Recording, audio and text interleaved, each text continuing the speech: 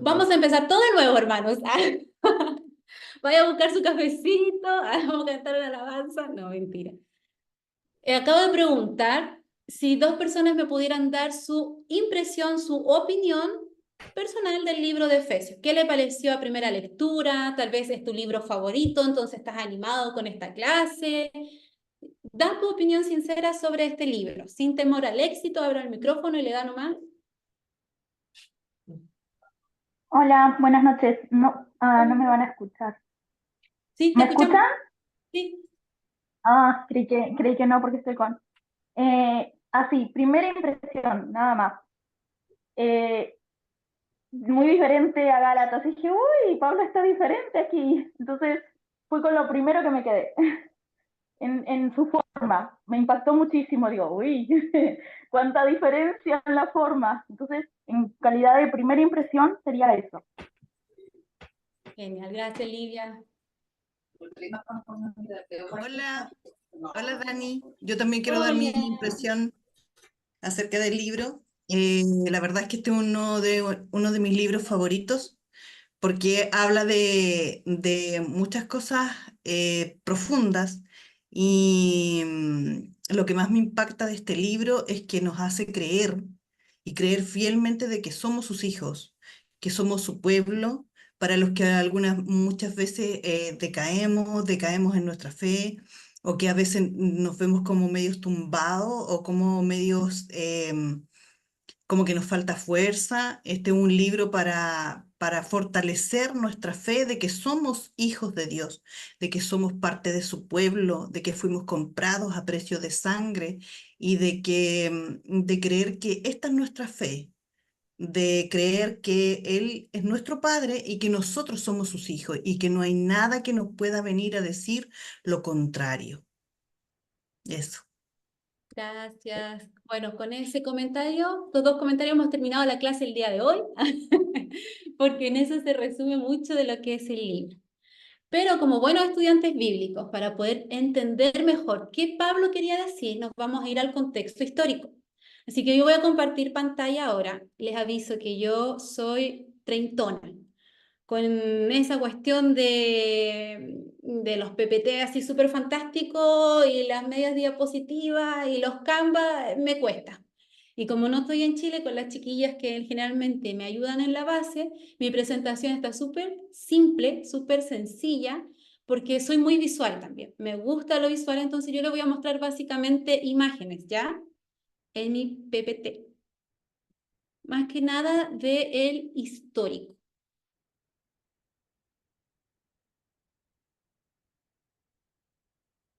¿Se ve?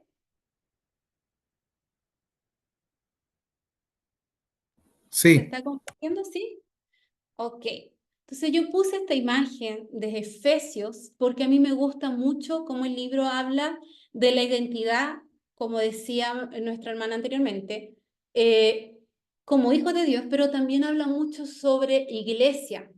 Si nosotros estudiamos el libro, nosotros, o sea, al leer el libro, nosotros podemos ver que habla de la identidad. Pablo siempre va como así creciendo en los puntos, ¿no? El primero habla de la identidad de nosotros como hijos, como persona, y después él va creciendo y empieza a hablar a la mujer, al hombre, y termina el libro hablando sobre la armadura de la fe, todo así como toma las armas. Entonces, yo puse esta imagen porque vamos a ir después en la interpretación, nos vamos a meter un poquito más, porque él le habla a su pueblo, a su iglesia. Entonces, esta imagen para mí representó mucho el libro. Es una iglesia adorando. Y yo quise comenzar así, porque para mí el libro de Efesios habla mucho sobre nuestra identidad de hijos y el cuerpo de Cristo, que somos la iglesia. Ahora, antes de meternos en el libro, ¿qué sucede? Cuando nosotros estudiamos, nosotros hicimos una encuesta por Instagram. ¿Qué quieren que estudiemos? Y dentro, creo que eran 3 o 4 alternativas. Una de las alternativas eran cartas de Pablo, las cartas paulinas. Y se votó, obviamente esto fue lo que ganó. Para poder estudiar las cartas, nosotros sí o sí tenemos que tener nuestro timoncito, que es el libro de Hechos.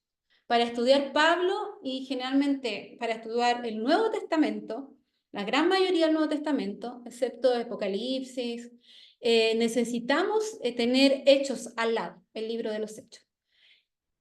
Y este libro es el que nos sirve para ubicarnos en acontecimientos y fechas. Esas fechas que habla el libro de los Hechos están todas registradas, son fechas que no hay duda. Bueno, tenemos evidencia interna, que es el libro de los Hechos, y tenemos la evidencia externa, que es todo el material que dejaron los patristas, los padres de la iglesia. O sea, ¿no es cierto? Están los patriarcas, que son los padres de la nación de Israel, y están los patristas, los padres de la iglesia, que eran los apóstoles y aquellos que los apóstoles prepararon después para dar continuidad al trabajo que ellos estaban haciendo. Entonces los patristas dejaron muchos registros escritos y hay obviamente evidencia externa que son historia universal. Hay hechos que sucedieron, que están registrados en la historia universal.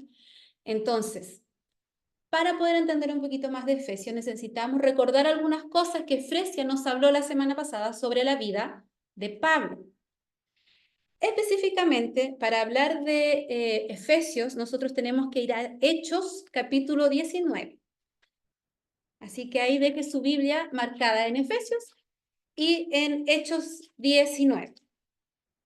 No vamos a ir leyendo tanto, yo voy a parafrasearle y algunos versículos se los voy a leer un poquito más. Aquí hay una pequeña línea de tiempo con algunos acontecimientos de Pablo para facilitarnos un poco más. Como le dije, yo soy visual, entonces ver me ayuda un poquito más para ordenar mis ideas. No vamos a hablar de la conversión de Pablo, ni los años que estuvo ahí aprendiendo de Cristo, discipulándose, no vamos a hablar de eso, sino que vamos a comenzar desde el primer viaje misionero de Pablo, que está registrado en el año 47 al 49 después de Cristo. Él regresa, ¿cierto? Hechos nos habla del concilio de Jerusalén, esta reunión, esta convocatoria que hay en Jerusalén. Luego del 50 al 53 es el segundo viaje misionero de Pablo. Es del 50 al 53, no en este periodo de tiempo, sino que él viajó de este año hasta ese año. Él regresa y ese mismo año 53 comienza su tercer viaje, que es un poco más largo, ¿no? Del 53 al 57. En el año 57 se escribe Romano, yo no sé por qué agarré esta tabla que estaba hablando de Romano, usted, información, todo sirve. En el 58, Pablo es arrestado en Jerusalén. Todo esto nos habla el libro de los Hechos. En el 60 al 62 es su prisión en Roma. Y en el 67, Pablo muere. Entonces, nosotros nos vamos a concentrar en el tercer viaje misionero de Pablo, del 53 al 57, que es lo que comienza a relatarnos Hechos capítulo 19. Ese es su tercer viaje. Si ustedes calculan, estuvo varios años viajando. No eran viajes express, ni viajes cortos, ni voy y vuelvo. Él se quedaba por bastante tiempo en algunos de los lugares. Y esto sucedió en Éfeso. Él tuvo el primer acercamiento a Éfeso en el capítulo 18. El capítulo anterior lo mencionan en el versículo 19, que ellos se detuvieron en el puerto de Éfeso, donde Pablo dejó a los demás, y mientras estuvo en Éfeso, fue a la sinagoga, le pidieron que se quedara más tiempo, pero él se negó y se devolvió. Terminó su viaje, él tenía que volver. Luego, ese mismo año, él comienza y él se va por tierra. Pero antes de mostrarles el tercer viaje, una vez yo escuché una niña que decía, ¿no? Yo tengo un llamado como Pablo. Ah, ya, porque ella no quería como comprometerse con ningún trabajo. ¿Cómo es eso? No, yo tengo un llamado Pablo de ir por las iglesias, visitar y listo, y me voy. Y dentro de mí era como, ella sabrá que Pablo se quedaba años en una iglesia, como fue en el caso de Éfeso, que se quedó 2 años, nos dice el capítulo 19, que Pablo estuvo 2 años en Éfeso. Entonces a veces vemos como si fuera a la ligera, porque al leer, nosotros leemos mucho de la vida de Pablo y Pedro en algunos capítulos que expresa el libro de Hechos.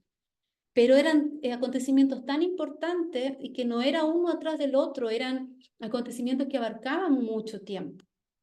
Entonces, este tercer viaje de Pablo Comienza en el capítulo 19. Vamos a mostrarles un mapita.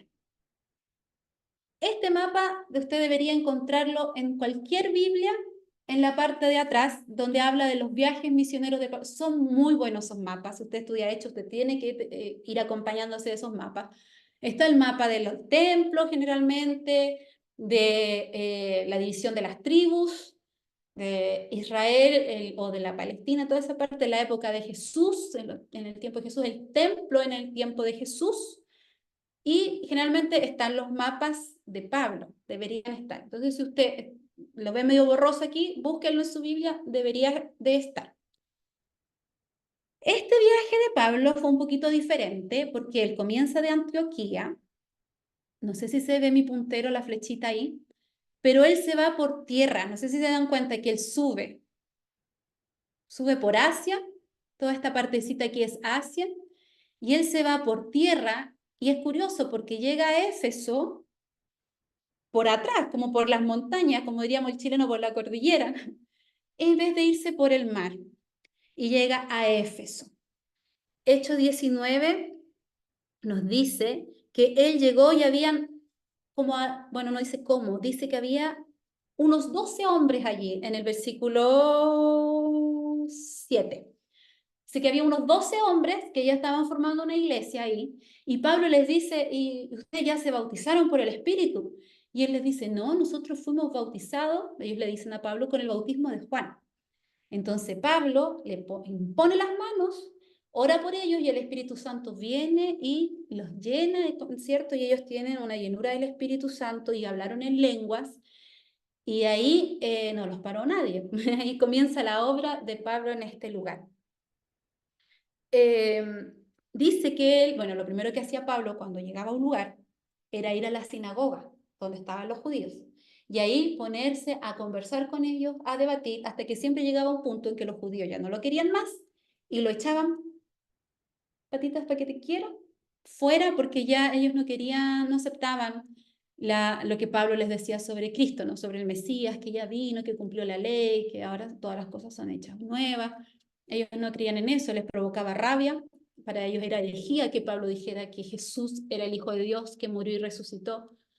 Entonces, que provocaba esto y lo echaban. Y no fue diferente en Éfeso. También él fue a la sinagoga, lo echaron de la sinagoga. Dice que estuvo, creo que 3 meses, sí, 3 meses predicando dentro de la sinagoga y discutiendo con los judíos. Y luego lo echan. Y cuando él lo echan, se va a una sala de conferencias. En realidad era como una academia de filosofía del filósofo famoso de la época en Éfeso que se llamaba Tirano. Este era un filósofo, uno de los mayores filósofos que vivía en la ciudad de Éfeso, se llamaba Tirano. Y la cultura griega les gustaba mucho hablar. Entonces para ellos era valioso e importante que se hablara de asuntos abiertamente y entre más complicado para ellos mejor y se debatiera sobre eso y que se trajeran temas como cosas místicas y la esencia del hombre y el pensamiento, que se fueran desafiados en su raciocinio. Entonces, si tú venías con una idea, las escuelas de filosofía estaban abiertas para que cualquiera hablara. Y no fue diferente. Pablo quería exponer un tema y Tirano le pasó simplemente su sala de conferencias, su teatrito ahí, porque ellos hacían eso como teatros. Y Pablo estuvo exponiendo el evangelio ahí. Dice que continuó los siguientes 2 años. Estuvo usando la sala de conferencias de Tirano. Eso lo vemos en Hechos capítulo 19, versículo 9 y 10. Así que se quedó harto tiempo. Dicen que aproximadamente 2 años y medio estuvo ahí Pablo en Éfeso. 2 años está registrado que estuvo ahí donde Tirano y 3 meses en la sinagoga. Y se quedó ahí y obviamente si estaba en la casa o en el lugar de un griego hablando de filosofía, su audiencia ya no eran los judíos, sino que también se mezcló con los gentiles, romanos, griegos y otras personas que estaban ahí. Hechos también nos dice, bueno, después vamos a ir avanzando un poquito más con Hechos. Vemos este viaje, aquí está Éfeso, no sé si lo ubican porque esta fotito está bien borrosa. Aquí está Éfeso. Esto es la actualidad. Éfeso existe como un lugar turístico porque sus ruinas las consiguieron excavar y sacar en muy buena condición, obviamente deteriorado, pero en muy buena condición para la antigüedad que tiene el lugar. Y bueno, ahí vamos a ir avanzando, pero Éfeso tenía una de las 7 maravillas del mundo antiguo. Entonces, encontrarla y ver que aún quedaban vestigios de ella, la transformó hoy en día en un lugar muy turístico. Entonces, Éfeso en sí no se habita ahí porque son ruinas, pero es un lugar turístico muy visitado.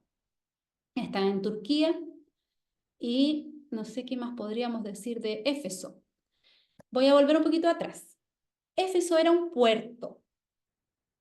Y lo interesante de Éfeso, si voy muy rápido, por favor abra su micrófono y me habla, porque al compartir pantalla veo solo como a 3 personas nomás aquí a mi lado.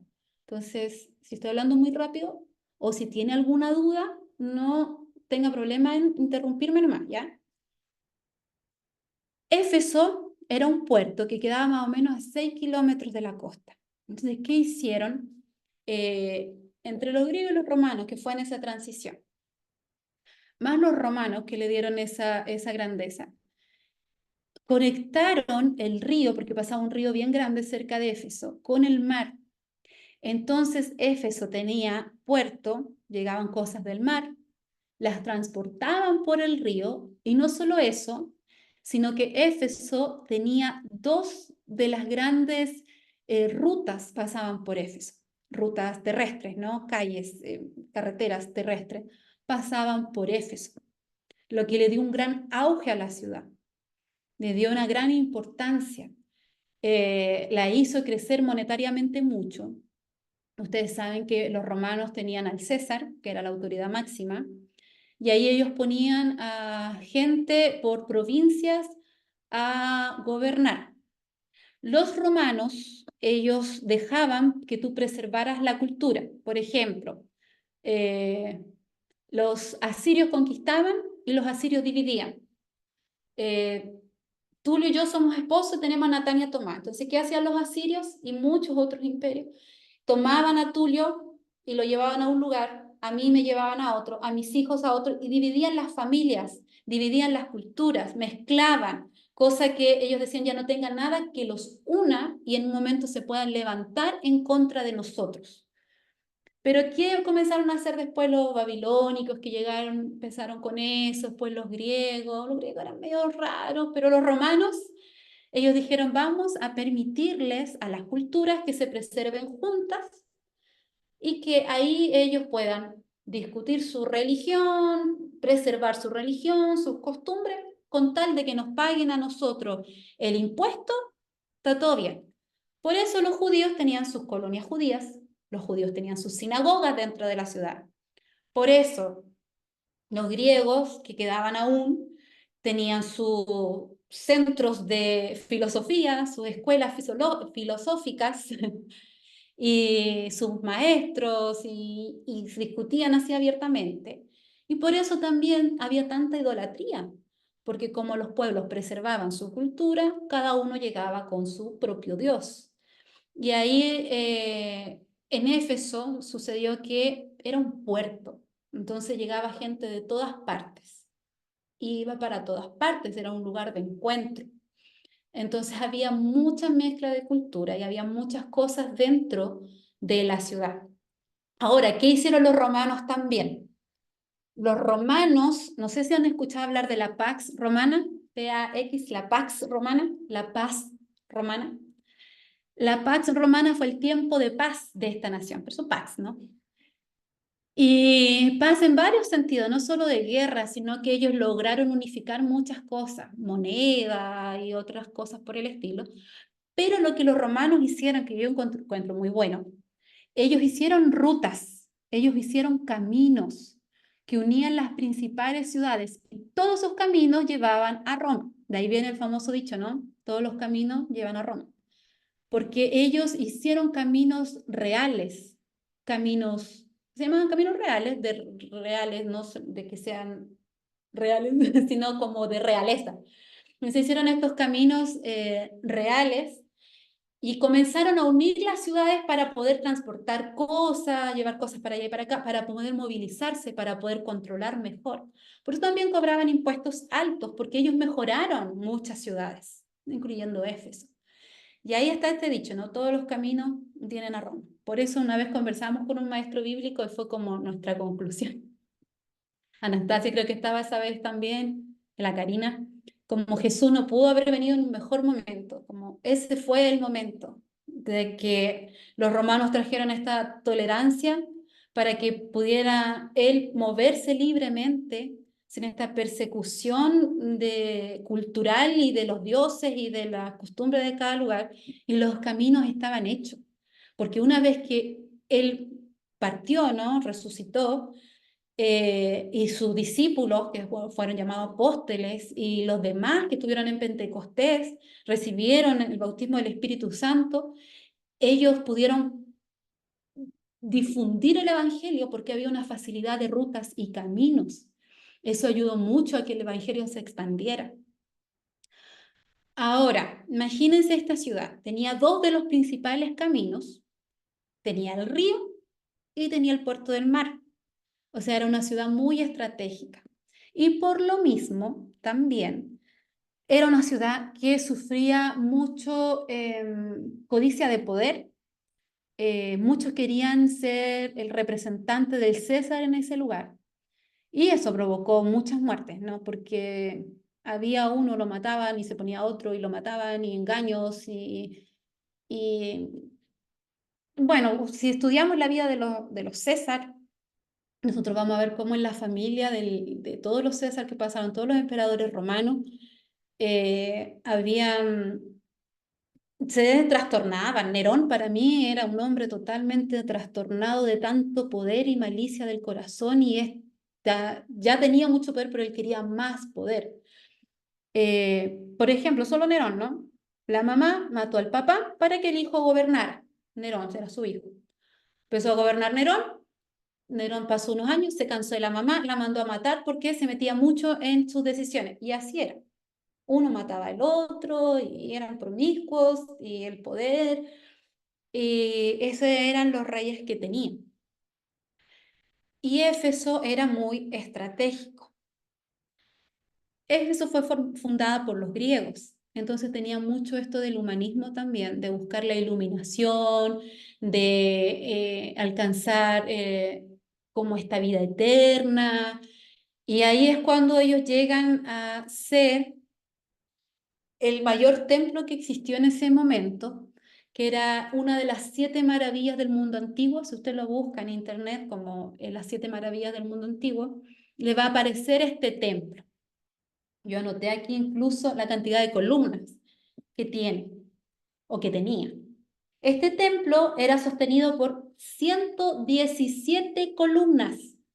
117 columnas. Y vamos a entender que en aquella época, porque este fue hecho antes de Cristo, antes que Jesús naciera, no había maquinaria, no había gente, grúas, cemento, era algo que fue hecho a mano. 117 columnas de 18 metros cada una. Imagínense el tamaño. Cada una tenía 2 metros de diámetro. O sea, dicen que el equivalente de este edificio llegó a ser de un edificio como de 7, 8 pisos. Muchas de esas columnas, sobre todo las que vemos al frente, fueron esculpidas a mano a tamaño real. O sea, ellos tenían imágenes de ídolos del tamaño de una persona real, esculpida a mano en muchos de sus pilares. Tenía oro, piedras preciosas, esos pilares adentro. Entonces llegó a ser una de las 7 maravillas del mundo antiguo.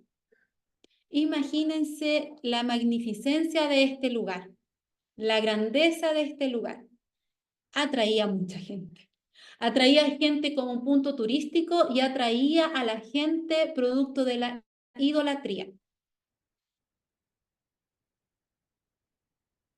Solo un poquito.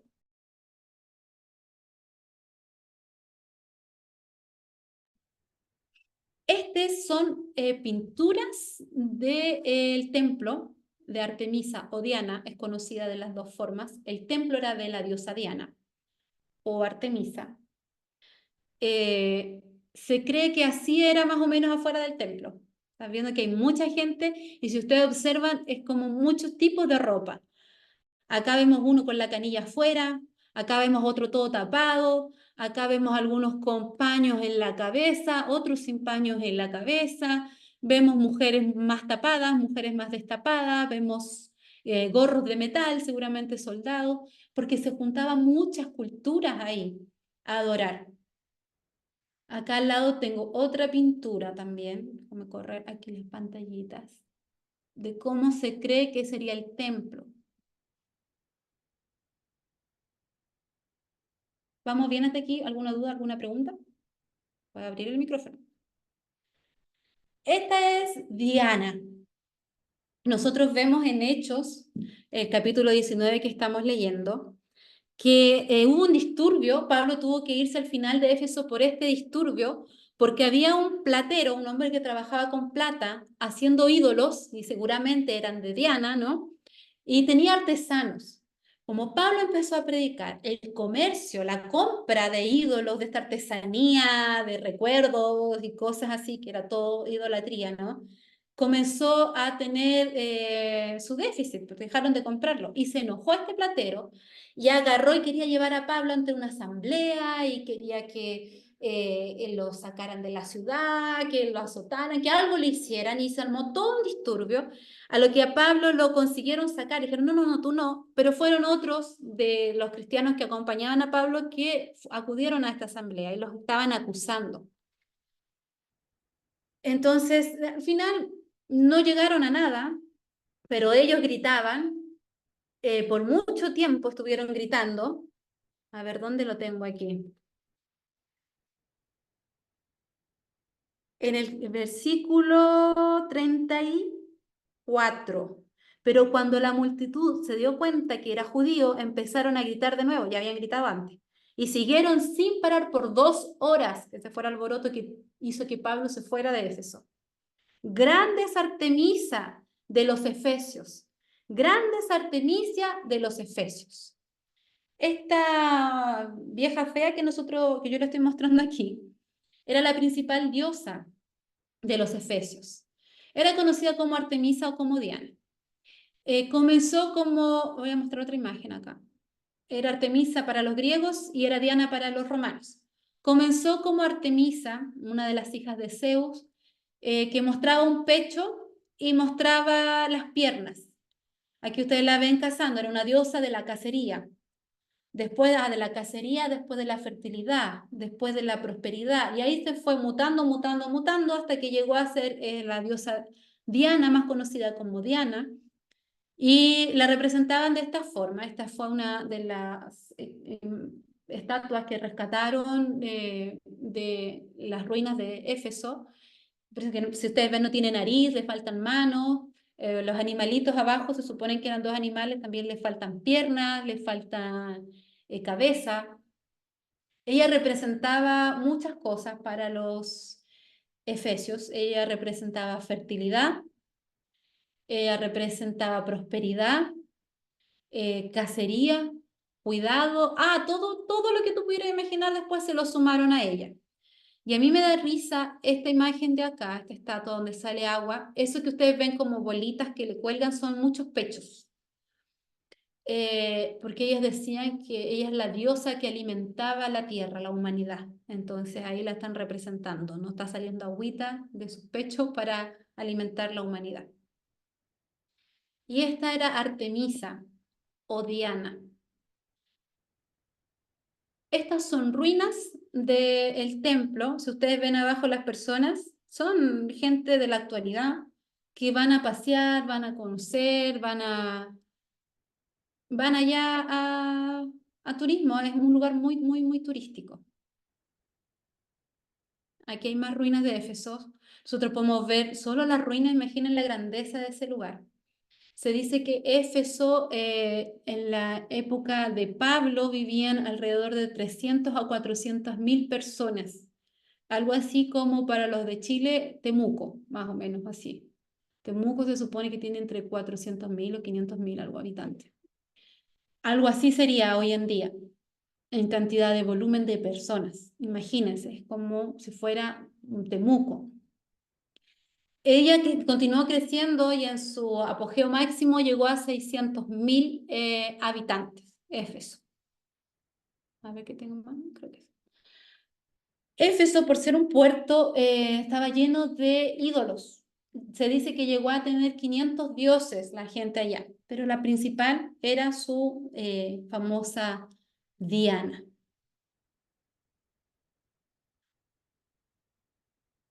Voy a dejar de compartir, ¿ya? Ahí. Otra cosa interesante de, de todo esto, ¿no? Es que el templo básicamente era un prostíbulo. ¿Por qué? Porque ¿cómo tú adorabas a Diana? Tú adorabas a Diana a través de orgías sexuales, a través de sacrificios, a través de... Ella era bien interesante porque las sacerdotisas se ganaban afuera del templo como en carpitas, como pequeñas carpas así de tela, donde la persona iba a pagar como por un favor, por una protección, por alcanzar bendición, el cielo, qué sé yo. Y la forma de pagar esto era teniendo sexo con la sacerdotisa en esas pequeñas carpas. Entonces estaba lleno de estas carpas, estaba lleno de estas sacerdotisas prostituyéndose. Y no digamos que eran sacerdotisas como choras, por decirlo en chileno, como, ay, yo la llevo aquí, no, eran mujeres que no escogieron la mayoría esa vida, eh, eran usadas, eran un objeto de los religiosos y de los romanos, que eran los que controlaban la moneda, las finanzas, el dinero. Eran un negocio estas mujeres.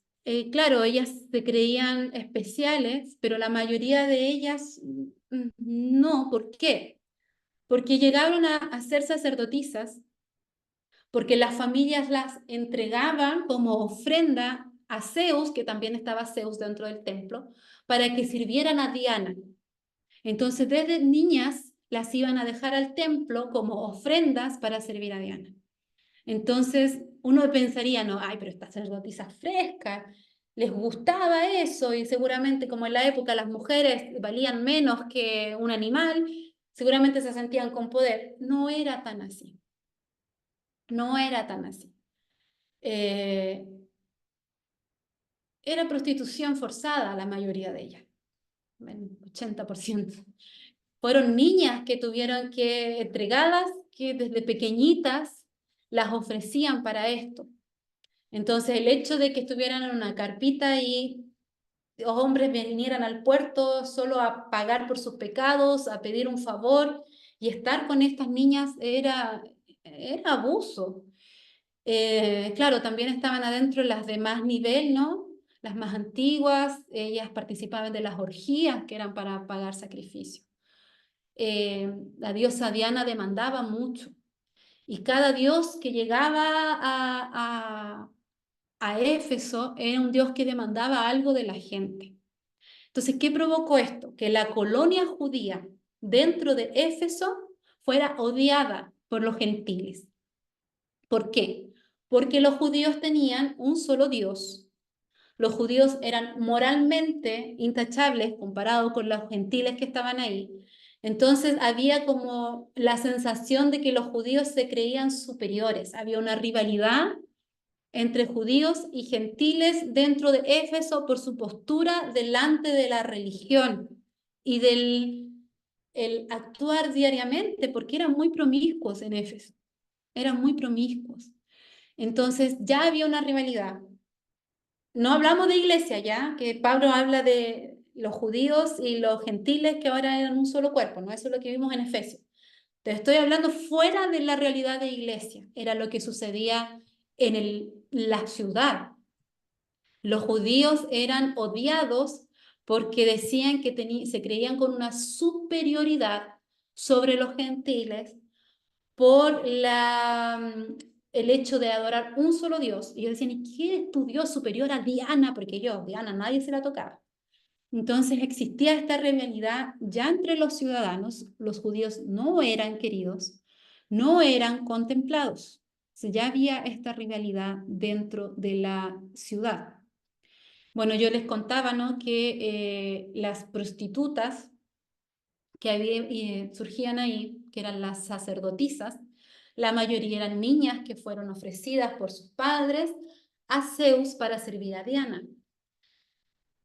Pero también otra realidad de Éfeso, y es para mí igual, yo no había prestado atención, pero esta vez estudiando el libro fue súper loco darme cuenta que en Éfeso muchas de esas niñas que después fueron creciendo, ¿no?, sacerdotisas, quedaban embarazadas, porque en esa época no existía el condón. Ah, mira, levanto la manita y me hace un... En ese tiempo no existía el condón, no existía el preservativo, y eran abusadas para pagar ofrenda. Algunas de ellas tal vez les gustaba ya esta vida, pero había mucha niña teniendo hijos y esos hijos quedaban huérfanos. Había mucho huérfano dentro de Efesios, mucho hombre y mucha mujer sin padre dentro de Éfeso. Y ya este contexto histórico de decir, wow, por eso Pablo será que les habla tanto de son hijos, somos familia en Cristo, somos parte, somos herederos. ¿Será que era por eso que Pablo les mencionó tanto? Había mucho huérfano en Éfeso. Qué locura, ¿no? Uno no se imagina tanta cosa que puede pasar dentro de una ciudad. Y la Biblia tiene tanto para expresarnos. Otra cosa que habían dentro de las ciudades romanas, con influencia griega, era siempre los teatros. Y el teatro, ¿vieron que yo les mostré un teatro ahí en la última imagen? Ese teatro era el principal de Éfeso y ahí caían 25.000 personas. Cuando yo pensaba en los teatros de aquella época, o quien tuvo la oportunidad de ir a algún lugar de Europa, usted va a ver siempre un anfiteatro, un teatro así en ruinas en España, en Italia, va a ver como esos teatros, y son bonitos, la gente va a sacar fotos, se hacen eventos a veces ahí. Yo siempre pensaba que era por diversión, una obra de teatro, un show. Pero esos teatros también eran las asambleas donde ellos convocaban a la gente para tomar decisiones, o para hacer juicios, o para exponer asuntos. Por eso eran tan grandes y por eso tenía que caer tanta gente, porque los romanos tenían esta cosa de, la Fresia les comentó, ¿no?, de la ciudadanía romana, que la obtenías por nacer de un papá y una mamá romano, o la podías llegar a adquirir, a comprar. Y esto te daba un nivel, esto te daba una posición. Entonces, si tú eras ciudadano romano, tú tenías derechos. Y uno de los derechos era a tomar, que tu voz fuera escuchada ante ciertas decisiones. Obviamente la última palabra respecto a cosas puntuales y más grandes como nación las tenía el César, el emperador, pero muchas de ellos llevaban asamblea. ¿Se acuerdan que los judíos llevaron a Jesús ante Poncio Pilato? Pablo aquí fue llevado también delante de alguien romano que tenía cierta autoridad para tomar algunas decisiones. Ellos no podían llegar y golpear, llegar y matar, todo tenía que pasar por asambleas. Y esto fue algo que las culturas adoptaron, los judíos adoptaron, varios de los que vivían en aquella época adoptaron. Entonces, el teatro de Éfeso era grande, era de 25.000 personas. ¿Qué más podemos hablar sobre Éfeso? Bueno, en Éfeso había mucho ocultismo. Debido a los dioses, se dice que en Éfeso la gente constantemente vivía con miedo.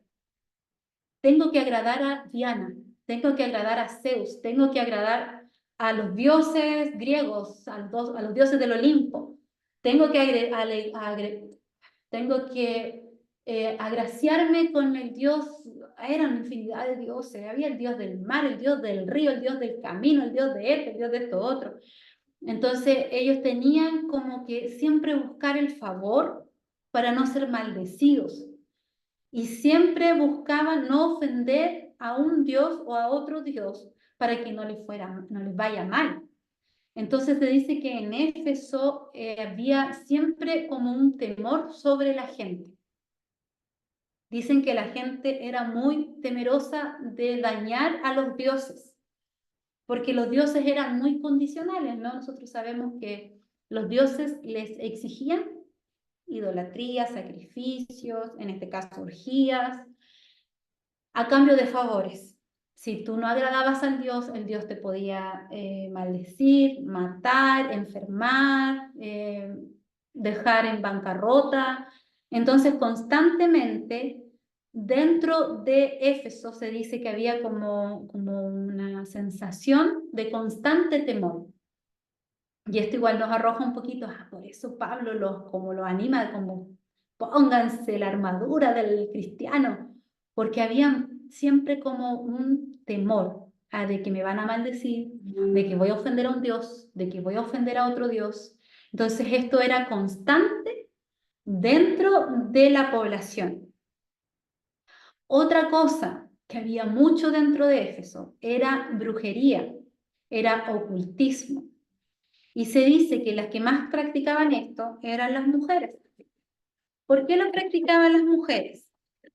Porque les daba cierto valor o importancia, y ya que ellas eran, ya escuchamos, ¿no?, obligadas, la mayoría, a prostituirse, entregadas por la propia familia para servir a la diosa, pero también porque en la antigüedad ustedes saben que la mujer no tenía valor. Había una oración que decía, gracias Señor, porque no soy romano, porque no soy perro y porque no soy mujer. La mujer la ponían bajo el perro, era como una oración que repetían a veces los judíos. Entonces imagínense el valor que tenía la mujer en la sociedad en aquella época. Y esto provocó que se practicara mucho el ocultismo, brujería, y la gente en Éfeso era muy, ¿cómo se llama esto cuando tú dices, la gente lo usa hoy en día mucho como, ay, ¿cuál es la palabra? Supersticioso. Era muy supersticioso, entonces tenían muchas costumbres de superstición.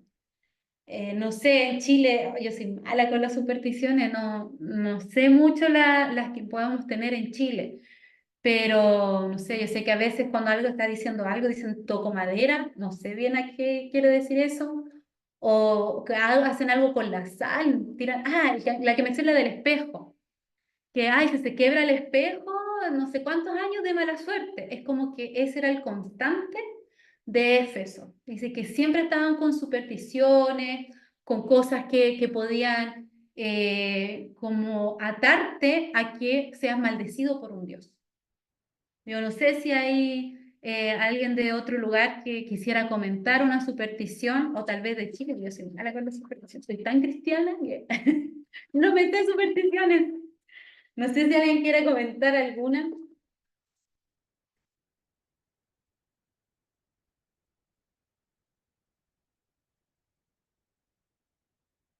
¿No? Somos todos cristianos. ¡Qué bueno que somos! ¡Qué bueno que somos! Sí, yo preguntaba porque a veces en otros países, yo sé que aquí hay gente de República Dominicana, de Brasil, de Uruguay, de Colombia, de Argentina, y a veces hay cosas como culturales, ¿no? Que uno crece con eso y uno no se da cuenta que no tienen ni pie ni cabeza, como no son. ¿De dónde salió esto? Y está tan enraizado en nuestra cultura que a veces hasta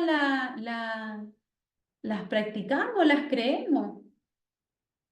Pues yo les preguntaba, solo una entre paréntesis, ¿alguna pregunta hasta aquí? ¿Alguna duda?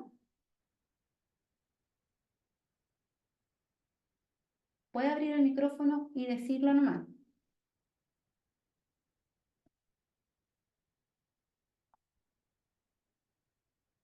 ¿No? Claudia, no pasar. Ah, esa, sí, tiene razón. No pasar bajo la escalera, ¿no? Cuando hay una escalera de construcción, se supone que te da mala suerte, algo así, no sé. Sí, eso yo también lo había escuchado, pero me había olvidado eso. Ya aquí hice un paréntesis, el Santiago Almirón, misionero de Argentina, sirviendo en la Patagonia. Él también es tutor, pudo conectar ahora, así que voy a pedir al Santi que nos salude, así que se presente. ¿Cómo está la nieve por allá? Hola, no sé si me escuchan. Sí, Sí, súper.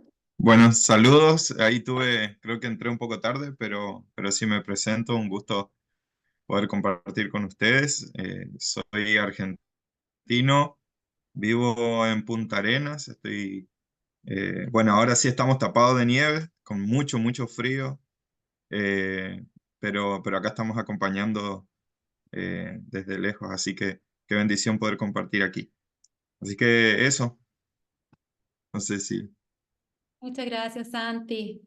El Santi también está tutoreando, ah, así que saludos. ahí ya conocen a un tutormento. No, mentira, pero gracias, Santi. Ahí me hablaban también por el chat que en Brasil también existen este tipo de supersticiones que las que mencionábamos recién. Le dice, dejar la chala dada vuelta hacia abajo para que la mamá no muera. Qué locura, ¿viste que cada uno tiene su cultura?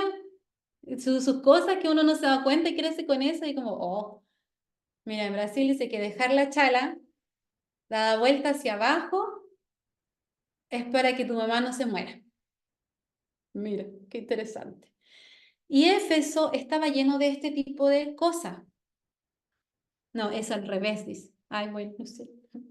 Éfeso estaba lleno de esto. Y yo quería decirles sobre, un poquito, hablar sobre lo que para ellos era la cuestión de la magia. Les gustaba mucho todo esto de la magia y dicen que en Éfeso habían cuatro tipos de magia que ellos buscaban. Era la protectora para protegerse contra daños, enfermedades, contra la envidia y todas esas cosas. Que era la magia agresiva o malévola, que era para hacerle mal a otra persona. Que era la magia del amor, para enamorar a alguien. Y la de la adivinación. Esas eran las magias que se practicaban dentro de Éfeso. Y había gente ahí que abiertamente hacía adivinaciones, porque no era mal visto. La ciudad vivía de la idolatría también. Y ellos crearon 3 pasos para una fórmula mágica. Era como al ir tú a donde alguien que practicaba la brujería, tú vas a recibir instrucciones sobre qué hacer. Tú tenías que invocar nombres de deidades y luego tú, después de que hacías lo que la deidad te decía, tú podías darle una orden o decirle a Dios qué es lo que tú estabas esperando de él. Y eran como favores, ¿no? Al final era lo mismo que hacían en el templo, pero este era como más oculto. ¿Qué más podemos decir sobre Éfeso? Bueno, a medida que vayamos avanzando, yo creo que con la interpretación también vamos a poder ir viendo un poquito más de la ciudad y lo que pasaba aquí dentro, ¿no? Sí, creo que no sé si tienen alguna duda, alguna pregunta sobre Éfeso. El templo, les hablé del templo, sí, les hablé del teatro, de las religiones ocultas. Bueno, en Éfeso la política era un precónsul. Yo les mencioné también que los romanos ponían a alguien para que pudiera como gobernar y rendirle cuentas al emperador, ¿no? En este caso era un procónsul, el que tenía más alto rango dentro de los romanos, era como el alcalde, por decirlo de alguna manera. El alcalde, el prefeito, no sé cómo se dirá en Uruguay. Entonces ahora, nos vamos a los métodos del libro. ¿Quién escribió esta carta?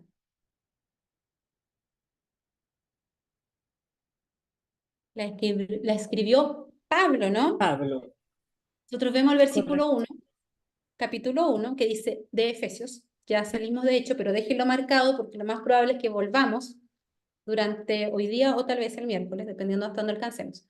Yo, Pablo, elegido por la voluntad de Dios para ser apóstol de Cristo Jesús, escribo esta carta al pueblo santo de Dios en Éfeso. Ahora, yo no sé usted, pero mi Biblia tiene un asterisco en la palabra Éfeso. ¿La suya tiene un asterisco arriba?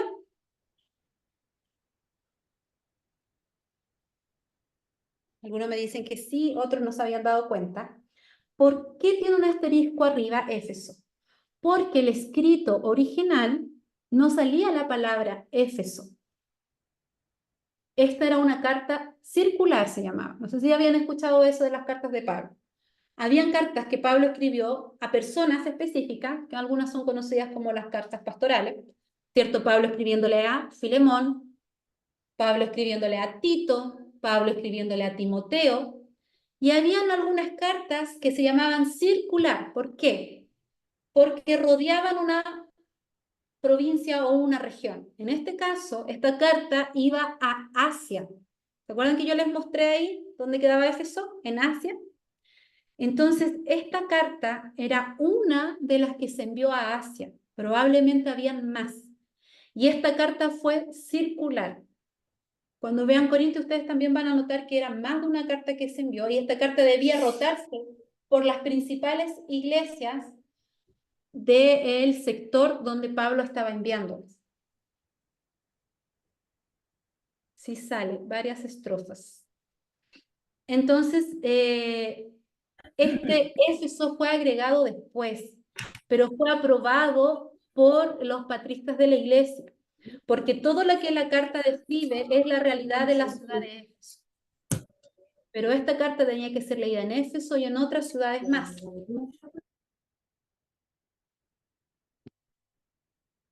Y me gusta mucho el versículo 2. Es que Pablo es Pablo, ¿no? Y que decían algunos, ya no era igual que leer Gálatas, pero Pablo es pillo, porque dice que Dios nuestro Padre, el versículo 2, que Dios nuestro Padre y el Señor Jesucristo le den gracia y paz. Ustedes saben, ¿no? Que estas cartas están escritas todas en ¿qué idioma? ¿Nadie me puede decir? Griego. En griego. Esta carta fue escrita en griego, pero Pablo era muy inteligente para escribir. Entonces, a mí me da hasta un poquito de risa porque él es muy pillo. Por ejemplo, en Chile, como nosotros saludamos, a ver, ¿qué saludo puede ser de chileno que nosotros nos vamos a entender y no nos vamos a ofender?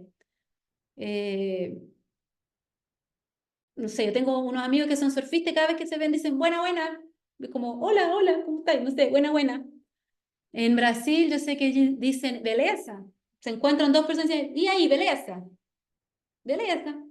En Colombia, no sé, dirán, chévere, sí, chévere, no sé. Cada uno tiene su particularidad en su saludo, ¿no? Y por ejemplo, cuando uno llama por teléfono, alguna gente se ríe que el chileno dice, aló. En la otra cultura uno no dice aló. Yo no sabía eso, pues mira, aló. Dice, ¿por qué? ¿Aló? O no sé, era como raro para algunos cuando me vieron, aló. Y los judíos, ¿cómo se saludaban a los judíos hasta el día de hoy? Shalom, ¿no? Quiere decir paz. Shalom, paz. Los musulmanes, creo que es salam aleikum que se saludan ellos.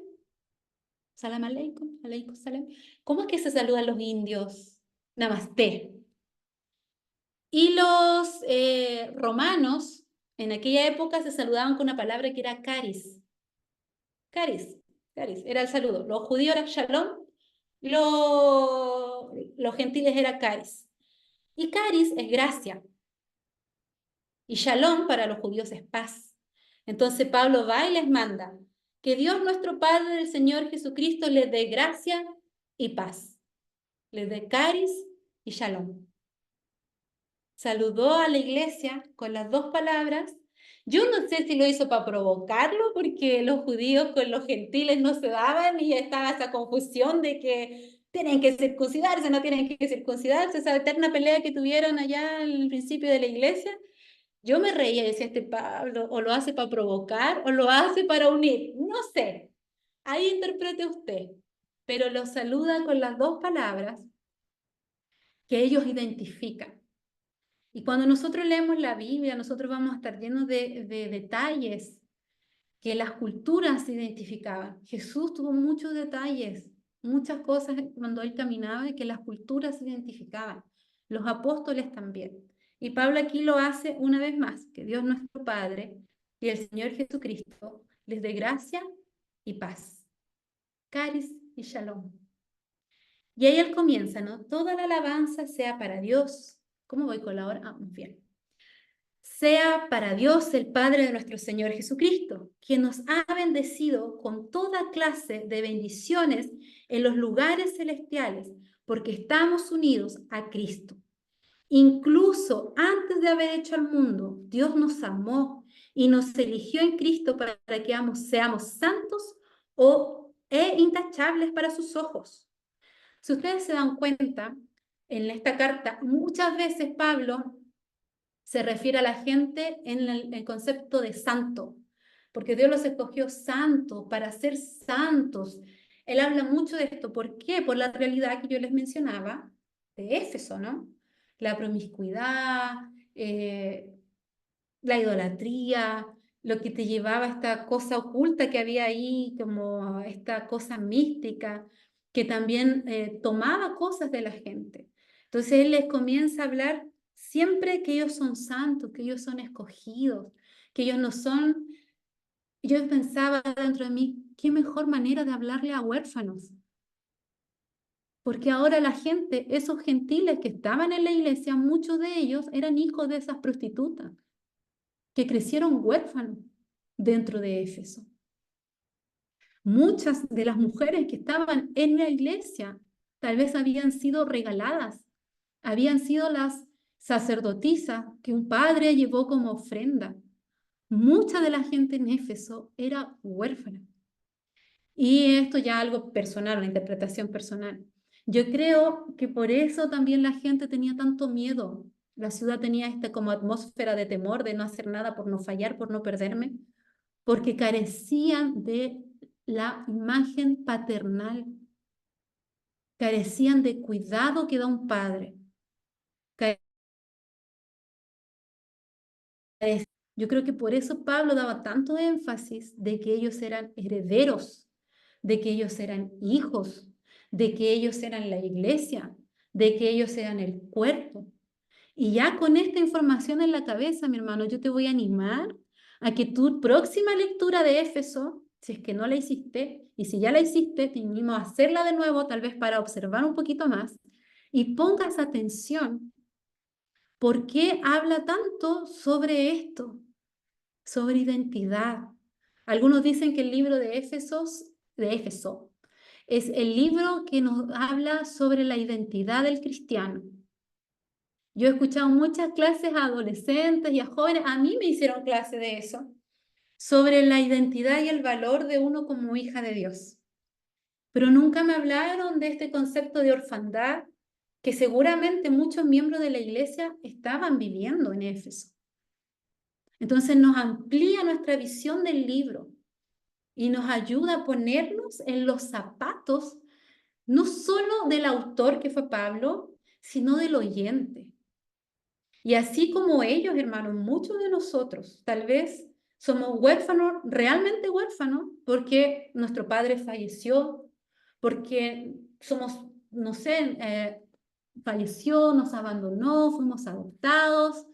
No hay cosas en nuestra vida que no entendemos por la carencia de un padre ausente, físicamente presente, pero emocional, espiritualmente, con su rol de padre, como Dios lo manda en la Biblia, ausente. Deje que Dios le hable de la paternidad por medio de este libro. Abrace la paternidad de Dios. Esto, para mí, Dios me ha hablado mucho de la paternidad, hermano. Yo voy a abrir mi corazón. Yo soy misionera, les decía adelante, hace casi 20 años. Y amo lo que hago. No sé, yo creo que el angelito tal vez se identifica conmigo, los pastores que están aquí, las pastoras tomando este curso, amamos lo que hacemos. Amamos servir a la gente. Anoche mismo salimos con mi esposo de aquí a hacer una consejería a una familia. Estuvimos orando un montón de rato, escuchando a la mamá, orando por los hijos. Amamos lo que hacemos. No, no nos cuesta, no nos pesa, no, no es tedioso. Pero hay una delgada línea que a veces te metes tanto en lo que haces que te olvidas de quién eres. Y a mí me pasó más de una vez. Estar tan metida en misiones, estar tan metida en el ministerio, corre con esto otro, que me olvidé de ser hija. Y este año estaba hablando con un misionero en México por una videollamada. Y yo le digo, ¿sabes cómo yo voy a mis devocionales con Dios? ¿Sabes cómo yo voy a mis tiempos a solas, como le decimos en Jucum? Voy con una agendita, todo esto. Amo las agendas. Esta me la regalaron de Iquique, me la mandaron de regalo otro día. Voy con mi agenda, con mi lápiz, ya señor, resolvamos. Y voy con mi 1, 2, 3, 4, 5, 6, 7, la planificación de lo que hay que hacer, los puntos que hay que resolver, las cosas que hay que concretar, las personas con las que hay que hablar, las visitas que tenemos que hacer, las escuelas, los alumnos, el staff. Y voy a mis tiempos con Dios, o iba, con una agenda para planificar. Y a veces no llevaba ni mi Biblia, hermano. Y cuando me di cuenta de eso fue como, no, no, estoy perdiendo intimidad, estoy perdiendo estar con el Padre.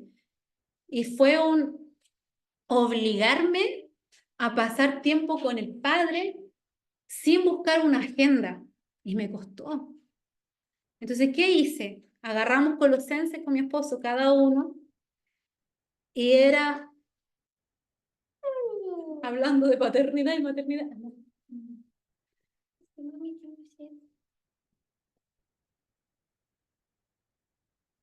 Hablando y me obligaba a ver Colosenses y ya, vamos, y le daba, y era como, Señor, me está costando leer la Biblia, y estoy en una base que tiene un enfoque de erradicar la pobreza bíblica, y es como, Señor, no quiero esto.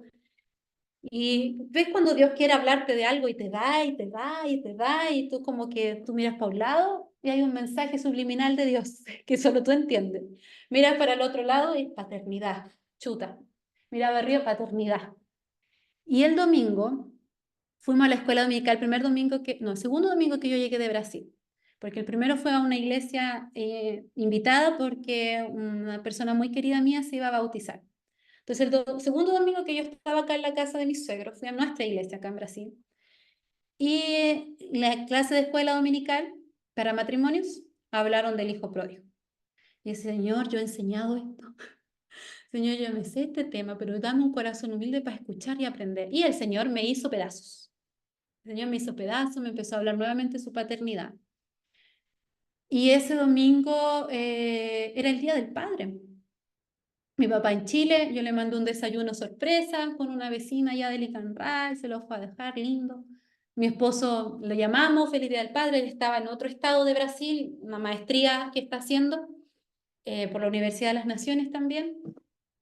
Y me decía, pucha, no estoy con usted, no sé qué. Y me fui a hacer mi tiempo en Colosenses con el Señor en la tarde. Y me siento en la cama y el Señor me dice, yo preparé este tiempo. Le digo, ¿cómo así, Señor?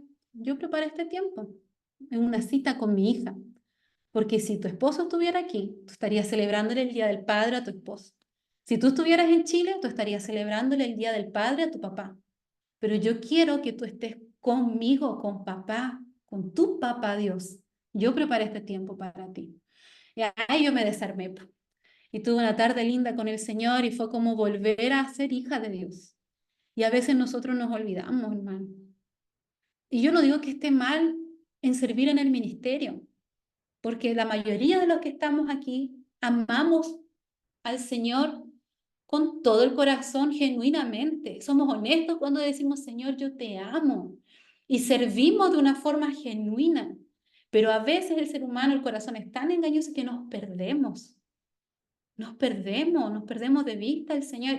Desde que abrimos con Palabra Viva, el Señor me dio Hebreos 12:2. Puesto los ojos en Jesús. Y Él me dijo, así Él me conoce.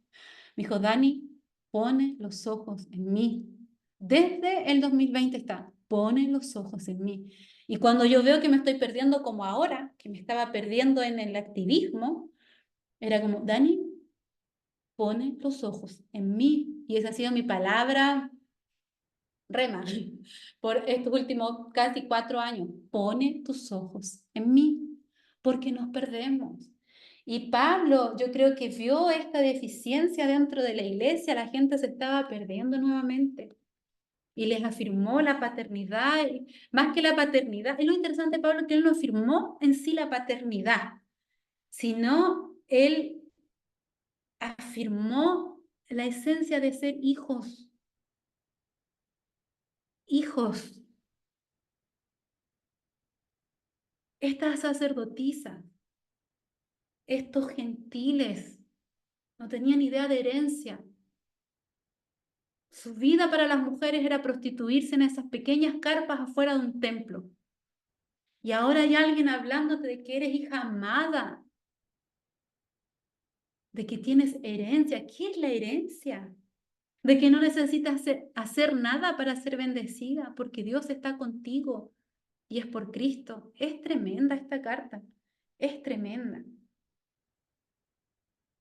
Es tremenda. ¿Vamos a orar un poquito? ¿Sí? Señor, yo quiero orar, Padre, que venga una revelación de tu paternidad, pero aún más fuerte de lo que significa ser hijos sobre cada uno de los que está atrás de una pantalla.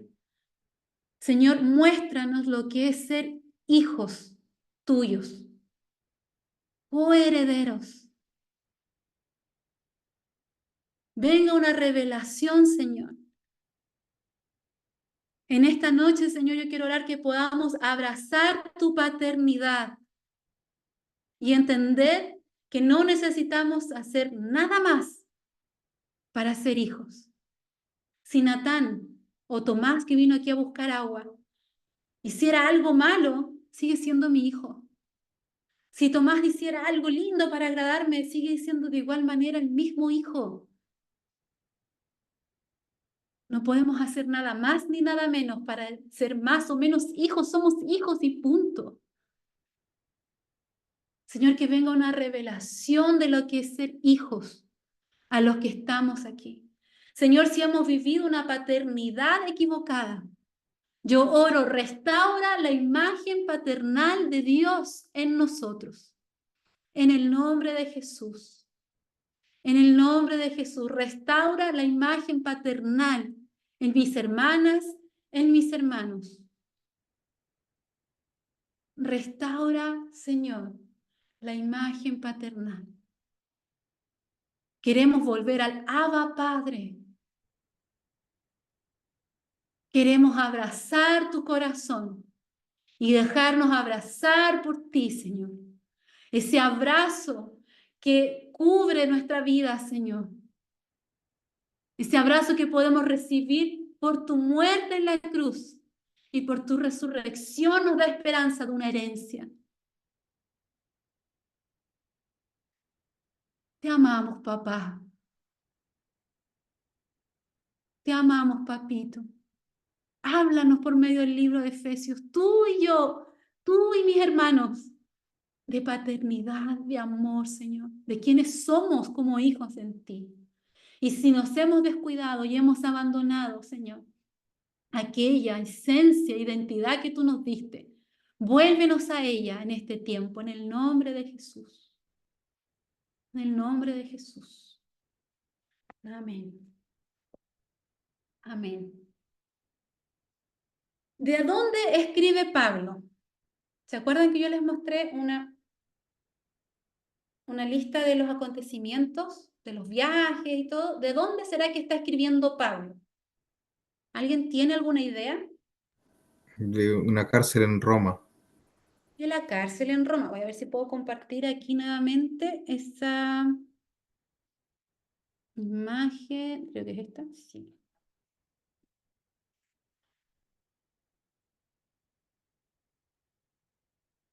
Aquí. Pablo está preso en Roma. Lo arrestan en el 58. Ahí lo quieren hacer juzgar y ahí el procónsul del lugar dice, no, pero es que no hay como, ¿por qué? Si no hay evidencia, no hay una justificación, no, pero es que lo queremos muerto y bla, bla, bla. Y al final era para allá y para acá, para allá y para acá, que Pablo dice, apela a César. Cuando apela a César, él tiene que ser llevado a Roma para ser juzgado. Entonces apeló a César y comienza su viaje hacia allá y sabemos todo lo que pasa. No naufraga, lo pica una serpiente, el águila real, el topo. No, mentira, perdón, se me desubica. Y ahí le pasan un montón de cosas. Y del 57, del 58, que es arrestado, hasta el 60, está en este periodo de ser llevado, de llegar al lugar y de someterse a un juicio. Del 60 al 62, ¿se acuerdan que Fresia nos mencionaba que el libro de Hechos y el Evangelio de Lucas, lo más probable es que sean tratados de defensa a favor de Pablo? Por eso evidencia de forma tan ordenada los acontecimientos de Jesús y de la vida de Pablo, cómo se propagó el Evangelio. Obviamente para eso también tenía que profundizar un poco en la vida de Pedro, porque Pedro es importantísimo dentro de la propagación de la iglesia, ¿no? Pero si usted se da cuenta, Hechos lo que más habla es de Pablo, no es tanto así de Pedro. Entonces se cree que estos eran unos tratados para defender a Pablo, que dice, ¿cómo dice la NTV? Porque la Reina Valera dice, excelentísimo Teófilo, si no me equivoco, a ver, ¿cómo dice? No, Hechos dice simplemente, Teófilo, en mi primer libro, te relaté todo lo que comencé a hacer y a enseñar. Hechos 1:1. ¿Alguien puede buscar la Reina Valera? Si que la tiene por ahí cerca y lee Hechos 1:1. A ver qué dice Lucas en esta versión de NTV.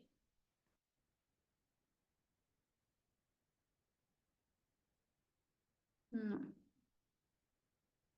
En la NTV, en Lucas 1:3 dice, después de investigar todo con esmero desde el principio, yo también decidí escribir un relato fiel para ti, muy honorable Teófilo. Este honorable es un título. No sé, es un título de una defensa, de un abogado en la época de Roma.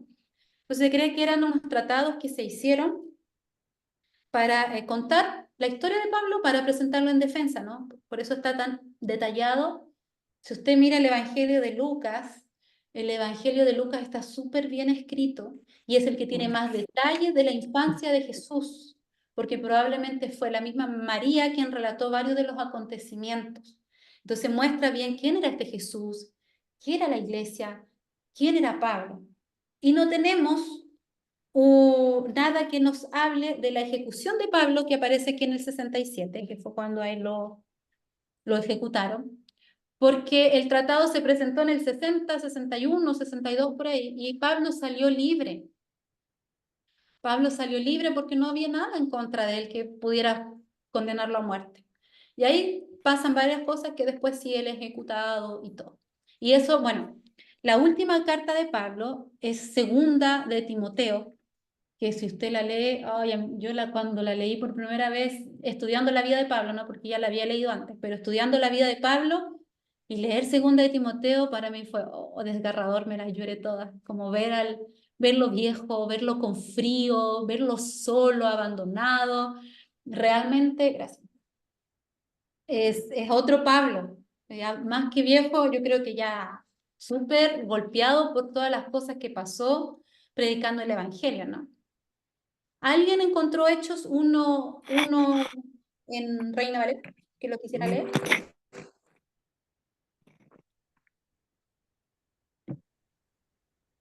¿No? Bueno, entonces seguimos. Amén. ¿Sí? ¿Amén? Ya, denle la mano. Amén. En el primer tratado, oh Teófilo, hablé acerca de todas las cosas que Jesús comenzó a hacer y enseñar. Hasta ahí, uno Sí, nomás. muchas gracias. Sí, Ya. está súper. Vieron que dice que en el primer tratado es Lucas, que yo les leí también, y el segundo tratado es Hechos, libro de los Hechos, de los Apóstoles. Entonces Pablo es preso en el 60. Esta cárcel de Pablo fue una cárcel un poco diferente, no fue una cárcel bajo rejas, en escasez, como sí lo fue en 2 de Timoteo cuando él describe lo que estaba sucediendo allá preso. Sino que esta cárcel era una casa, como ciudadano romano, a él le pasaron una casa, era como un arresto domiciliario. Y él estaba custodiado por soldados romanos, pero Pablo podía, por ejemplo, recibir visitas. Entonces Pablo siguió predicando desde ahí. Iba gente a escucharle mientras él estaba preso en esta casa. Él no podía salir, pero él podía tener contacto con la gente. Se quedaban, iban a sus discípulos o sus compañeros, como él les llamaba, ¿no? Sus compañeros de milicia, iban allá, estaban con él. Yo no sé si se podían quedar a dormir con él, pero pasaban mucho tiempo con él. Y él escribía estas cartas, se las pasaba a ellos que las llevaban a las iglesias donde Pablo había hecho sus viajes misioneros antes. Entonces, esta cárcel no fue una tortura, ¿sí? Porque Dios le había dicho que tenía que ir a Roma y él fue a Roma y desde ahí predicó el evangelio. Yo imagino que hasta los guardias, los soldados romanos se terminaron convirtiendo con Pablo ahí de tanto que hablaban, así que se juntaba gente a escucharlo mientras estaba preso. Y fueron 2 años así, hasta que fue juzgado y fue puesto en libertad.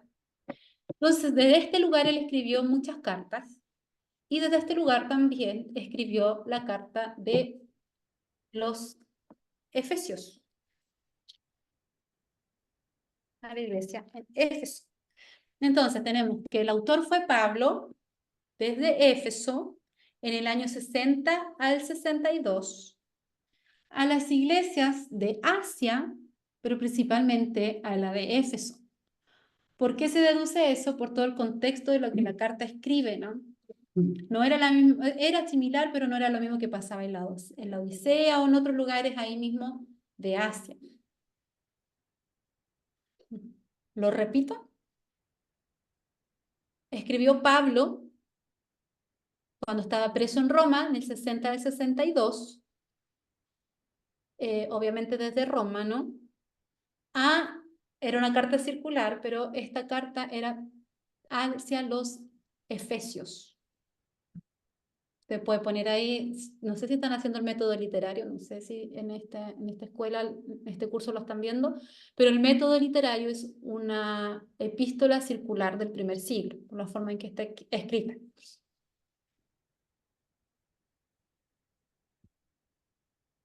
Una epístola circular del primer siglo. ¿Cómo se colabora? Muy bien. Bueno, la idea principal del libro, nosotros ya vimos, ¿no?, que era afirmar la identidad de Iglesia en Éfeso como Dios Padre y enseñarles a andar como hijos de Dios. ¿Qué más podemos tocar respecto a eso? O si seguimos con la interpretación.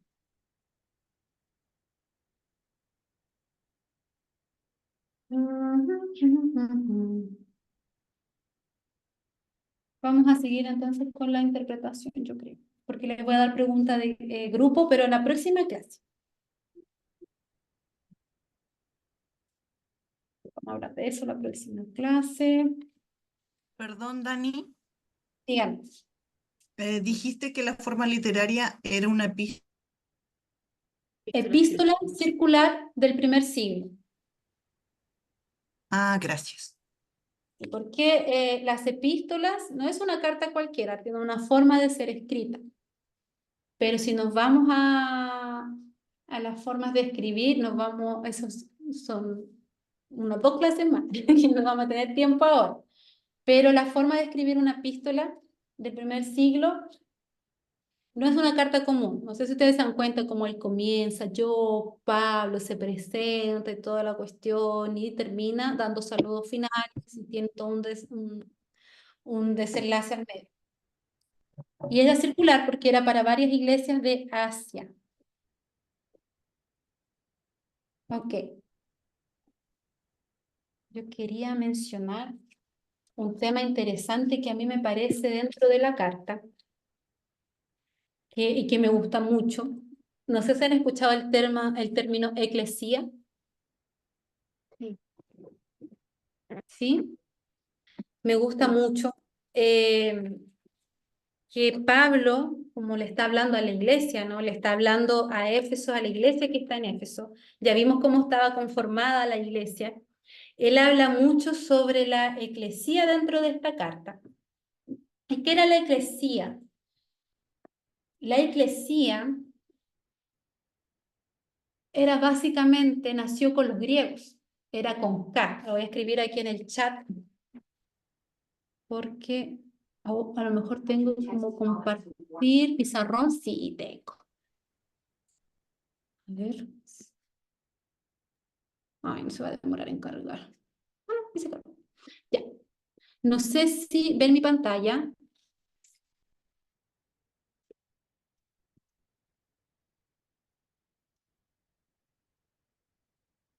Si ven que anoté una palabra, la voy a agrandar aquí. ¿Se ve? ¿Me hacen con el dedito? ¿Sí? Se ve. Eclesía. Era un término griego que lo inventaron los griegos para convocar a asamblea. Y esto lo componían todos los ciudadanos de la metrópolis, de la ciudad, que no habían perdido sus derechos civiles. Vieron que tanto para los griegos como para los romanos tú podías perder tu derecho civil, tu ciudadanía, tu estatus. Todos aquellos que fueran parte de la ciudadanía, que fueran legalmente griegos, eran llamados a una eclesía, a una asamblea. Simplemente se llamaba, hoy hay eclesía, y todos tenían que ir a esta convocatoria. Esta convocatoria era para hacer compromisos, formar alianzas, elegir, para los griegos, ¿no? Elegir generales, otros oficiales militares. Ya para los romanos eso no pasaba por la decisión del pueblo, sino más bien por la decisión del César o del emperador. Cuando los griegos convocaban una eclesía, todos los que estuvieran dentro de la eclesía, por eso ellos hacían estos grandes teatros o estos grandes lugares para juntarse, donde pudieran caer miles de personas, porque era una convocatoria de la ciudadanía. Tenía que ir el máximo posible. La mayoría eran hombres, ¿no? Y cuando tú ibas a la eclesía, una vez que se cerraba esta eclesía, ya se cerraron las puertas, todos los que estuvieran dentro del teatro eran iguales. No valía que yo tuviera un rango más alto en la sociedad. Éramos todos iguales y todos con el mismo derecho de voto y de decisión. Era como no existía alguien más poderoso o menos poderoso. Eran todos iguales. Y las reuniones de eclesía para los griegos siempre comenzaban con una oración y un sacrificio a sus dioses. En este caso, por ejemplo, en Éfeso, cuando había una eclesía, una convocatoria al pueblo, legalmente pueblo, porque era bien fuerte eso, porque como después se empezaron a mezclar, venía gente de todas partes a Éfeso, sobre todo, ahora estamos en Éfeso, ¿no? Porque era puerto, ya sea por pasar por el puerto para ir a otro lugar a llevar provisiones, telas, especies o qué sé yo, o porque iban por turismo, o porque iban por Diana o algún otro dios, como los mismos judíos, por ejemplo. Los judíos no podían ir a una convocatoria de una eclesía griega. Después los romanos adoptaron la palabra, solo que la escribían así, con C, eclesía. Pero los griegos, como yo les decía, con K, ellos comenzaban con una oración y con un sacrificio. Y ellos tenían un santo y seña, como le decimos nosotros en Chile, santo y seña, ¿cómo se dice incluso en portugués? ¿No? ¿Sabes? Como un lema, no sé, como un ditado, una cosa así, que es como su santo y seña era, lo anoté aquí, espera, isomía, lo voy a anotar igual.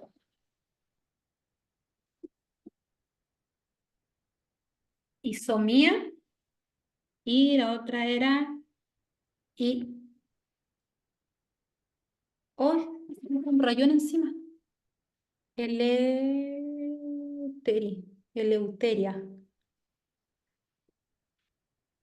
Ese era como su santo y seña, como cuando comenzaban algo, ellos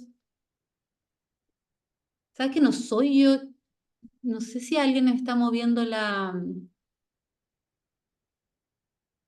allá de las que son coanfitriones, si me estará moviendo la cosita.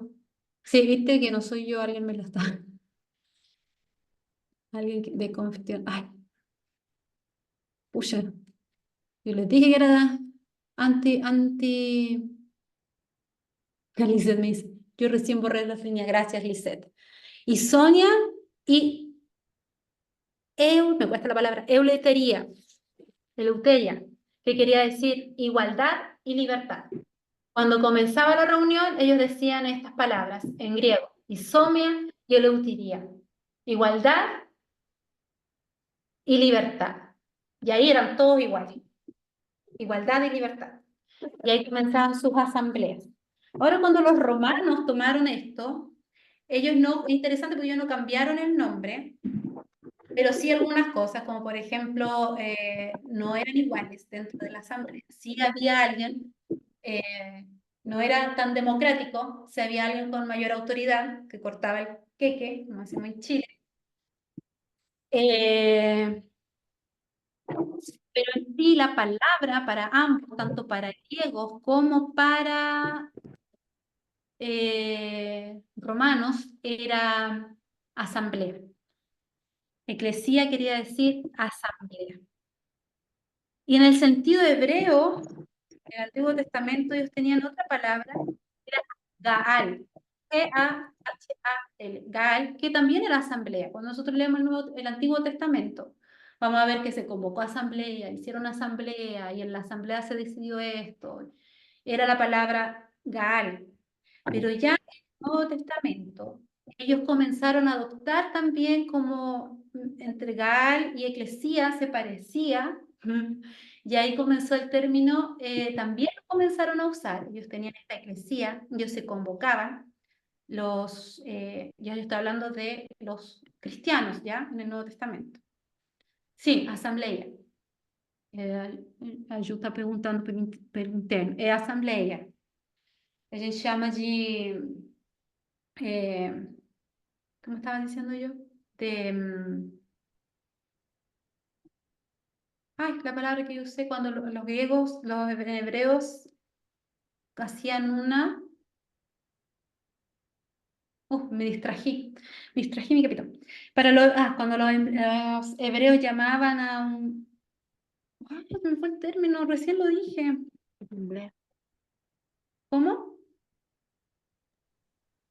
Convocatoria, Claro, Ya, cuando convocaban es el mismo término. Gal, Sí, en el mismo término, pero era cuando en el Antiguo Testamento ellos hacen no era asamblea, no me acuerdo la palabra, pero en portugués asamblea, ahora me confundí con el español. Ellos le llamaban Gaal, pero cuando en el Nuevo Testamento ellos comenzaron a adoptar este término también que usaban los griegos, después los romanos, que era eclesía, para convocar al pueblo de Dios. Pero ellos les cambiaban el significado porque decían, nosotros hemos sido convocados por Dios para salir de nuestras casas. Tenemos que salir de nuestras casas y ir a la iglesia, porque Dios nos está convocando a fin de que lo escuchemos y luego nosotros actuemos. Si ellos mezclaron un poco lo que hacían los griegos con lo que hacían los romanos, porque para los griegos era la convocatoria, para la iglesia también era la convocatoria en el Nuevo Testamento. Para los romanos no era igualdad, sino que había alguien importante que los convocaba. Y ahora para la iglesia era el más importante de todos, era Dios convocando. Entonces ahí se fue mutando la palabra. Y cuando usted lee iglesia en el Nuevo Testamento, en el original es eclesía. Y de ahí viene nuestro término. Porque ellos decían, Dios nos está llamando a salir de nuestra, tener una eclesía. Tenemos que ir fuera de nuestras casas y reunirnos con Dios. Y no era algo exclusivo. Esta asamblea para los cristianos era algo exclusivo. Todos eran iguales. Todos iban en la misma condición delante de Dios. Y el Evangelio le dio dignidad a la mujer. ¿Se acuerdan que en aquella época yo les comenté algunas cosas? Cómo trataban a las mujeres los judíos, cómo las estaban tratando en Éfeso. Y El Evangelio le dio dignidad a la mujer. Cuando ellos convocaban a una eclesía, Dios era el único supremo y todos ellos eran iguales, eran hijos, eran en la misma condición delante de Dios. Y Dios no citaba a unos pocos, Él citaba a todo aquel que quisiera ir y aceptarlo como Dios. No hacía condición de, eres ciudadano romano, puedes venir. Eres griego, puedes ir. Era una convocatoria para todos. Y en la esencia, la iglesia, la eclesía, de ahí viene la palabra, era un conjunto de personas congregadas, no tanto porque hayan escogido venir juntas, sino porque Dios las llamó a su presencia. No tanto por comunicarse mutuamente sus pensamientos, sus opiniones, como lo hacían los griegos, sino para escuchar la voz de Dios. Y yo creo que esa es la esencia de la iglesia. Nosotros somos una eclesía, nosotros somos una iglesia, que estamos siendo convocados por Dios, más que para ir a escuchar nuestros propios pensamientos, para ir a escuchar aquello que Dios quiere hablar. Somos convocados por Dios para escucharle y luego de escucharle tomar una actitud, un cambio.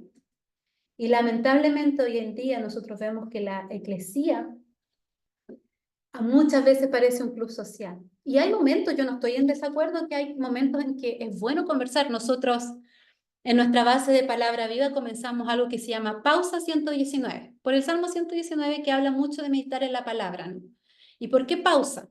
Porque es una pausa durante nuestra semana para poder hablar temas de contingencia llevados a la luz de la palabra. Y invitamos a quien quiera ir de Temuco y conversar, y ponemos un asunto en la mesa y conversamos sobre el asunto y cada uno da su punto de vista, siempre buscando, obviamente, al Señor y llevarlo a la luz de la palabra. No estoy en contra de que nosotros conversemos sobre todo temas difíciles, al contrario, creo que es necesario que la iglesia pueda plantearse asuntos y conversarlos con naturalidad para tener una postura frente a la sociedad. A lo que yo voy es que pensamos muchas veces que la eclesía, que la iglesia es un club social donde vamos a conversar, donde muchas veces hay queja, donde hay pelambre, donde hay ingratitud, donde miramos al hermano de al lado, donde criticamos al que está con la alabanza, donde juzgamos al pastor, a su esposa, a sus hijos, al hermano, a la hermana, y no estamos yendo con la motivación correcta de ser convocados por el Señor como un solo cuerpo, a escucharle a Él. Nosotros vamos, nos congregamos, no porque nosotros escogimos ir juntos. Yo escojo a ver a quién nombra aquí, a Claudia Velázquez, a Lidia, Marco y Andrea Muñoz, para que seamos iglesia, porque me caen bien. No, tú no escogiste con quién ser eclesía. Es Dios quien nos escogió. Y tú no vas para mirar al que está al lado, tú vas porque hay un ser superior que te convocó para escucharlo. Y luego que tú lo escuchas, tomar una actitud. Porque, hermanos, nosotros tenemos que ser oidores, pero también hacedores. Tenemos que llevar, la palabra no puede ser un eco que resuene y listo.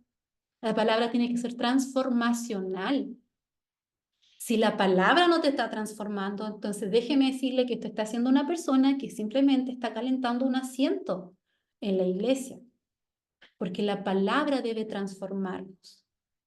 Ahora Pablo me gusta, si usted estudie con profundidad la literatura de Pablo, sus cartas, sus libros, porque él va en una evolución sobre la eclesía. Y si estudiamos la eclesía, ya eso ya es más deductivo que inductivo, nosotros vemos que Pablo comienza con esta asamblea de convocar a la gente. Después él se va a una asamblea singular, particular. Después se va a una asamblea universal en la iglesia que somos todos nosotros, en los diferentes puntos del mundo donde nos encontramos. Que yo sé que hay gente en varias partes. Yo misma no estoy ahí en Chile, pero soy iglesia junto a usted. Porque somos parte de la iglesia universal del Señor. Y Pablo va evolucionando este concepto. Y me gusta mucho con lo que dice Efesios 5, 23 y 24 sobre la eclesía. ¿Alguien lo puede leer, por favor? Efesios 5, 23 y 24.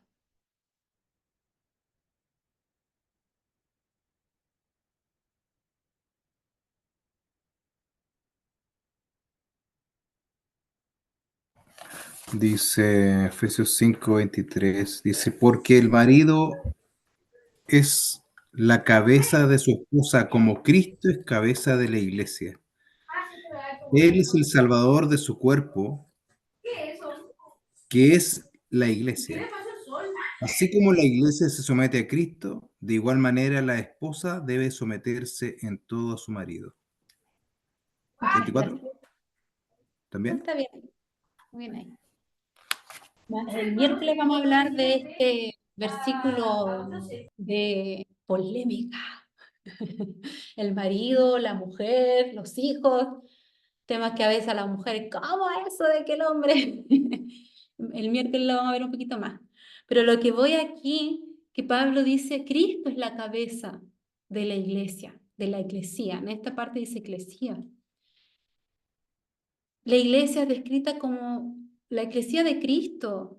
En este sentido, Cristo es la cabeza de la iglesia. Por consecuencia, la iglesia debe vivir y moverse de acuerdo con el pensamiento y la voluntad de Cristo. Parece obvio,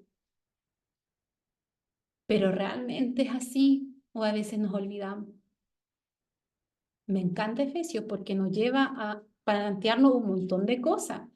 Hermano, yo no estoy en contra de que se conecte de repente al culto online, porque está enfermo, porque el niño se enfermó, no pudo ir a la iglesia, porque de verdad esta semana usted trabajó tanto que su cuerpo quedó agotado y me voy a conectar online. Pero eso no debería ser su habitual.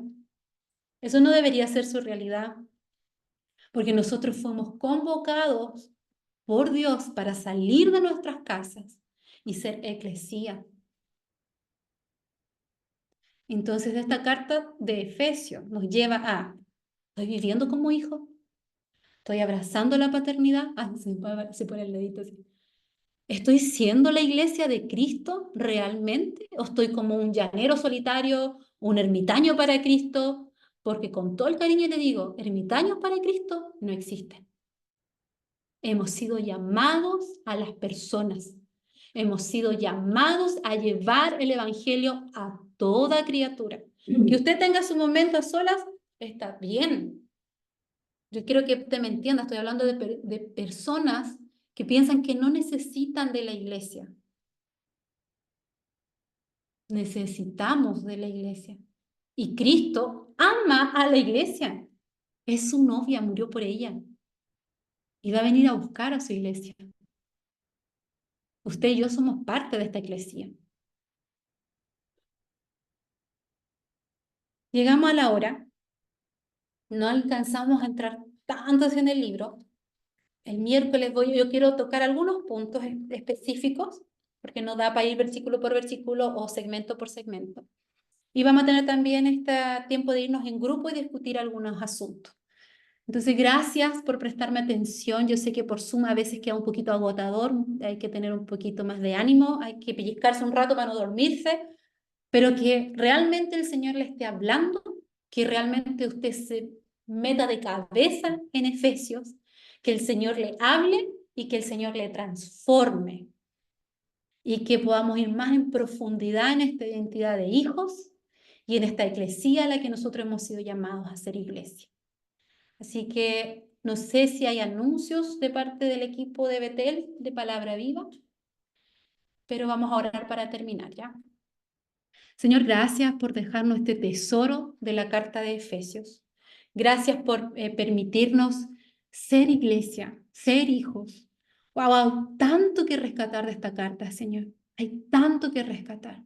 Ni siquiera llegamos a la parte de la idolatría, no llegamos a la parte, Señor, de la armadura de la fe, de la batalla espiritual. Pero yo en mi vida, por lo menos, Señor, ya me has estado hablando. Y yo oro que en la vida de mis compañeros, de mis hermanos aquí, tú sigas hablando. Inquiétanos, Espíritu Santo. Inquiétanos, inquiétanos, no nos dejes tranquilos. Llévanos, Señor, a esa intimidad, a esa confrontación, a esa revelación de la palabra. Tú eres el maestro, Señor. No podemos estudiar la Biblia sin el Dios de la palabra. Y tú eres el Dios de la palabra. Gracias, Señor, por la carta a los Efesios. Sigue hablándonos, sigue trayendo verdad. Y ayúdanos, Señor. En el nombre de Jesús. Amén. Muchas gracias por su tiempo, por su atención. Fresita. Sí, es solo eso, Dani. Muchas gracias a ti y, y bueno, que sigan haciendo sus tareas. Se les va a mandar entre mañana, yo digo, perdón, el miércoles y el jueves, el formato de la tarea de Efesios. Cualquier duda que escriban por interno. Y bueno, es, es su tiempo con Dios y su palabra, así que aprovechenlo lo mejor posible. Gracias, Dani. Gracias a todos. Abra su micrófono, su cámara y despídase. Chao, chao. Chao, bendiciones. Chao. Chao, bendiciones. Buena semana. Bendición, bendición. Chao, Miguelito. Muchas gracias. Ah, que está grande su hijo. Bendiciones a todos. Descansen. Chao, bendición, Oye, con bendición. Efesio. Hasta el miércoles. Amén. Bendición. Gracias.